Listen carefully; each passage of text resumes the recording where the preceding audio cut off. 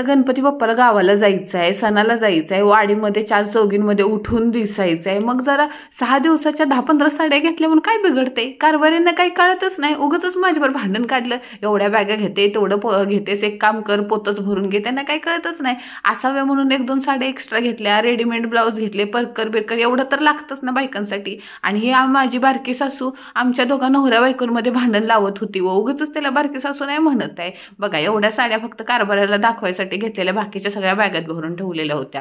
ही साडी मी गणपती बाप्पा आणताना नेसणार आहे. एक साडी आहे ना गौरीसाठी घेतलेली, ती पहिली दाखवली ना मोरपंकीवाली ती. आता गावाला जायचं 7-8 दिवस राहायचं म्हटल्यावर ना पोरांना खाऊ तर घेतला पाहिजे ना, म्हणून फरसाना मार्टमध्ये गेलो, तिथं चकली चिवडा वगैरे सगळं भरभरून घेतलं. बघा अहो काय ते गणपती निमित्त फाट्यावरती म्हणजे नाक्यावरती गर्दी, इकडं गाड्या तिकडं गाड्या, नुसत्या गाड्याच गाड्या. भाजी बिजी घेतली ना आलो घरी. अजून डेकोरेशनचं सामान काय काय त्यांच्या मित्रांनी दिलं.